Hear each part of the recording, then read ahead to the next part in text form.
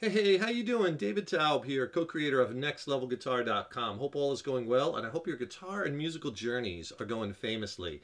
And today I thought we'd take a little break from the guitar learning, from all the hard work we've been doing, and focus maybe on a little inspiration.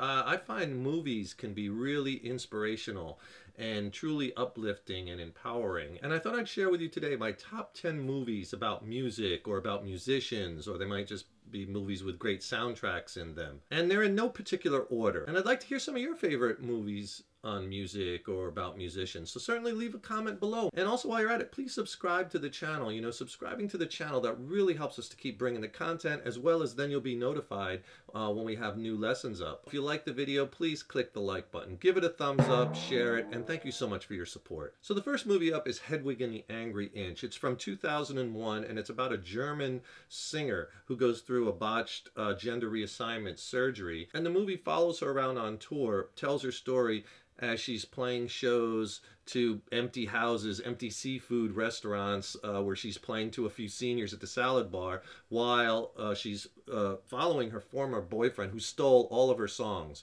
and is playing nose to packed houses. It's a real wounded tragedy story, and it's blending concepts of gender and sexuality, all with a punk edge. And John Cameron Mitchell, who plays Hedwig, is absolutely awesome. What a job he does in this movie. And so much about this movie is awesome. The way it was filmed is awesome. The music is really good. It's just about a beautiful soul who really deserves to be loved. It's touching and brilliant, and you really want to check it out. Next up, Searching for Sugar Man. This is from 2012, and it's a heartening story of late 60s, early 70s folk singer who's just a beautiful soul from Detroit named Sixto Rodriguez. You probably never heard of him, but he put 2 records out in the late 60s, early 70s that kind of did not do well, and then he just kind of disappeared into oblivion.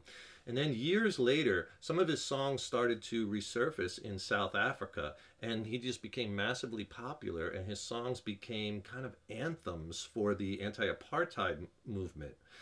And then his records were re-released there, and they just blew up, selling, unbelievable amounts of copies, and he became huge, like Beatles huge, like Elvis huge, right?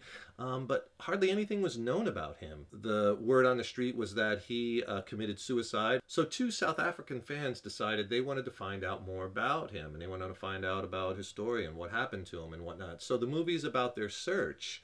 And, it's really interesting because, think about it, this is before the internet. Like, this story probably could have never happened today because of how the internet wires the planet together, right? Imagine back then, how do you find people, right? It's really challenging, especially when they live, halfway across the world in another country. It's a beautiful story. If you're going to watch this movie, and I recommend that you do, go in cold. Don't Google his name, or don't try to do some research about it. Just go in cold, watch the movie first. It's thoroughly enjoyable and touching. Next on the list is The Pianist from 2002. And this is the true story of Ladislaus Spielmann, who was a brilliant composer and pianist whose career was interrupted by the onset of World War II. And the movie is about his trying to survive the German occupation of Poland in the Warsaw Ghetto and surviving the Holocaust. It's a powerful, powerful, triumphant movie, a story of survival. And Adrian Brody, who portrays Spielmann, is just incredible. He does an incredible performance. And this movie has some really brutal scenes in it,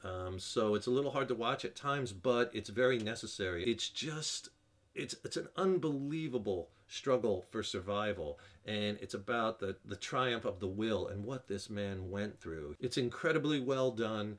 It's a testament to the power of hope, and it's a truly unforgettable film and a must-see. Next, we go back to 1984 for This Is Spinal Tap, and this movie is on a lot of people's must-see list because it's just so darn good and so funny. It's a mockumentary that was co-written and directed by Rob Reiner, and it's the account of a fictional English heavy metal band called Spinal Tap, And it kind of satirizes, you know, the whole musical pretense of rock bands exploded into a cult classic. And the interesting thing about the movie is that most of the dialogue is unscripted. He just had an outline and it was improvised, all improvised. So it shows you how brilliant these actors were, because the movie is so freaking funny.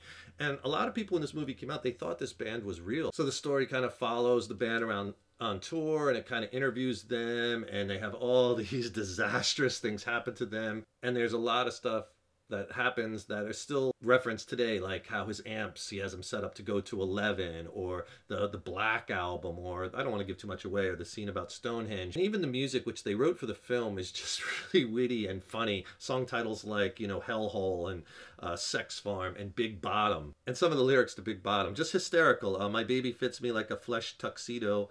I love to sink her with my pink torpedo.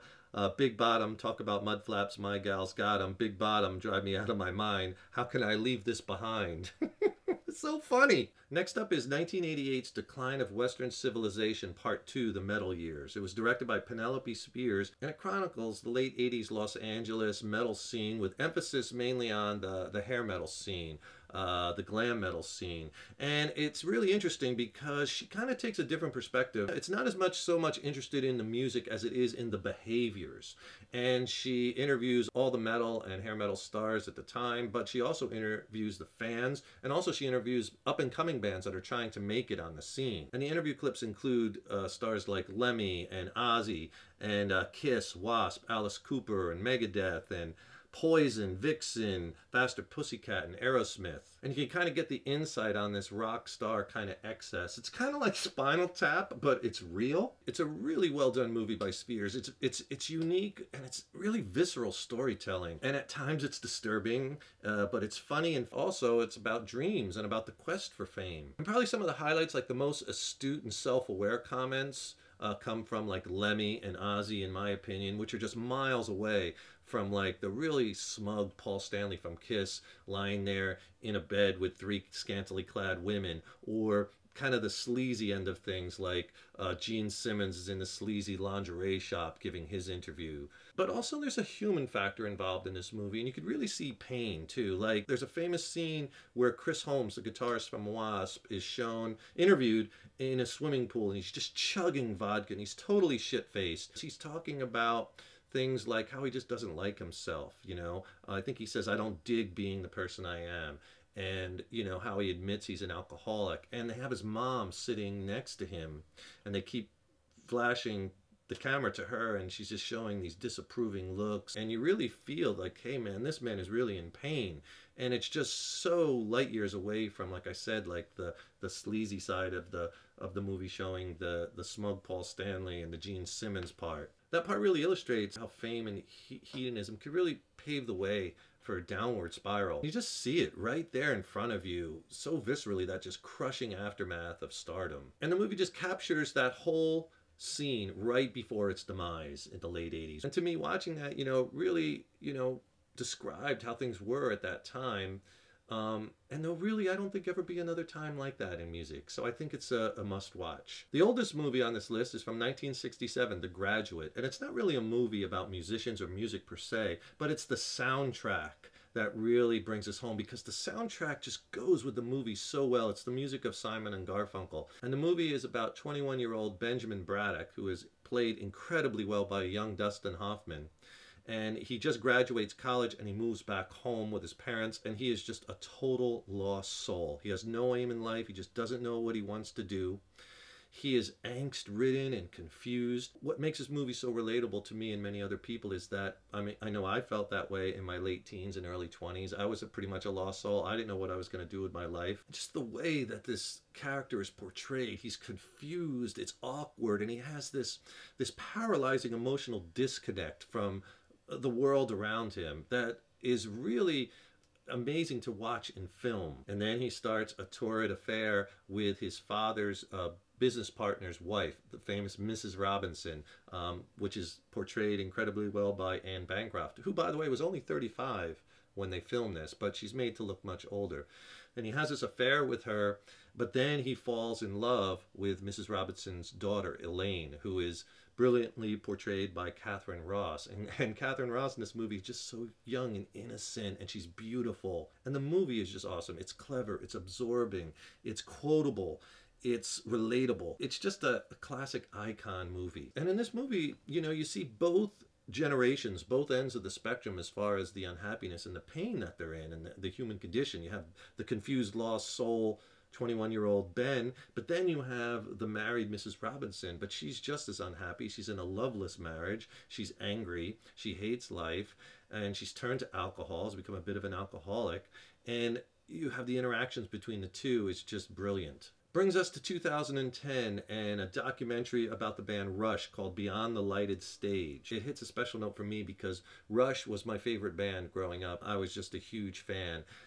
They were the first concert I ever saw, the first big concert when I was in high school. So they hold a special place in my heart because they turned me on to the whole progressive rock music, and I'm just such a huge progressive rock fan today. And this movie is so well done, the way it takes you through their 40-year history and their continued popularity. You know, it's comprehensive from the early days to modern day, and it goes through each one of their awesome albums. There's their 40-year career. The other thing that's cool about it is they have a diverse group of people that they interview and they talk to about, you know, and get their feelings on what is it about this band that's so special. It takes you through their musical evolution, and it really shows you the true genius of this trio. The documentary is so well done. It's thoroughly enjoyable. The guys are so likable. And even though many people say like Rush is an acquired taste, the bottom line is that, you know, this story is about three hard-working dudes striving for excellence. You know, what could be wrong with that? Next up is from 1992 Singles, directed by Cameron Crowe, and I think this is the definitive grunge movie. It's the perfect time capsule movie that captures the grunge scene in the early 90s, and the music is incredible. So the stories are not true, but the music is real. And you have a great cast of actors, Bridget Fonda, Matt Dillon, Kira Sedgwick, and then you have cameos by Chris Cornell, the guys in Pearl Jam, and the soundtrack is awesome. It's Alice in Chains and Soundgarden and Mudhoney and Pearl Jam. And there's live footage in the movie of Alice in Chains playing shows early in her career and Soundgarden. It's just awesome. And the movie centers around a group of 20-somethings that all live in this apartment complex in Seattle. And the movie's about love and music and their work lives and how they're traversing through life, all with the backdrop of this incredible music. I'm a huge fan of grunge music, and Alice in Chains and Soundgarden are two of my favorite bands, but I love the whole grunge scene. It's a funny and charming slice-of-life movie filmed during an amazing musical time and setting that changed the rules on what popular culture could be. The sleeper movie on this list is Shine from 1996. A lot of people I don't think have seen this movie or heard of it, but it is really an emotional and gripping, intense movie. It's a super powerful mental illness music drama that's truly inspiring and overcoming the odds type movie. It's a compelling and inspirational true story of an Australian classical pianist named David Helfgott. And the movie takes you through various stages of David's life. They show him as a boy, and they show him as like an adolescent, into a young adult, and then as an adult. And the adult is masterfully portrayed by Jeffrey Rush. Just a tour de force performance. He is so good in this movie. The actor that played him as an adolescent is really good too. It's all about this brilliant young pianist who's just driven to the edge of madness. This child prodigy who clashes with his just overbearing, tyrannical, just smothering father. And how this guy has to, you know, deal with the pressures of newfound fame and added to his tumultuous childhood. It just caused him years and years being in and out of mental institutions. And it viscerally shows the pain of this destructive love between father and son. It's shocking. Some of it is hard to watch, but that lends into this such a powerful movie. It's just such a captivating account of an incredibly complex life. Check it out. I know I included a bunch of heavy movies on this list, right? Like The Pianist and Shine. So I thought I would throw in just a really lighthearted and fun movie. And that movie would be 1996's That Thing You Do. Tom Hanks starred, wrote, and directed this one. And the movie's about the rise of a pop band from Pennsylvania in 1964. The band is managed by Hanks, and the acting is really good. It's very light and funny, and it's an interesting look at the way things could have been done as far as the music scene scene and concerts and fairs in that early 60s time frame. And the guitar player in the band, this guy's name is Lenny, he has the best lines as far as funny. He is really funny, and there's some classic lines in this one. It's well produced, good acting. It's all about that fleeting nature of fame, and it takes the band through a big span that happens to them very quickly, from first forming to playing, you know, pizza parlors and early crappy gigs to playing rock and roll shows, getting their song on the radio, and then, you know, watching their song move up the charts and going on tours of the state fair, and eventually, you know, highlighting being on national television. And there's some real pearls of wisdom as far as bands. There's a cool scene in a bar where they'll have, you know, some of the old jazz players, and they're talking to the young guys, and the old guys will put some knowledge in their heads like, you know, keep playing, doesn't matter with who, bands come and go, which is so true. Bands breakup is inevitable, right? But the trick is you have to keep playing, doesn't matter with who. It's just really fun. And like I said earlier, it was really hard to whittle this list just down to 10, but some honorable mentions, some other movies you might want to check out, really good ones: Green Book, Amy, the Amy Winehouse story, Hired Gun, Ray, the Ray Charles story, Straight Outta Compton was really good, and I Am Trying to Break Your Heart, that was the film about Wilco. So be sure and check some of those out too. Thanks so much for checking out this video, and be sure and leave your comments below. Let me know what you think. Don't forget, subscribe to the channel. That really helps us to keep bringing the content, as well as then you'll be notified when I have new videos posted. And also click on, I'll put some links below in the YouTube description box, how you can get some free video lessons and ebooks of mine. I'll also put some links about my new record I just came out with recently with my original band Mind Cell. I'll put some links so you could check that out too. And I want to thank you so much for your support and for checking out my videos over the years and years. So appreciated. And remember, your guitar playing is an evolution. So enjoy the journey and have fun with it. Take care, rock on, and I will see you in the next lesson.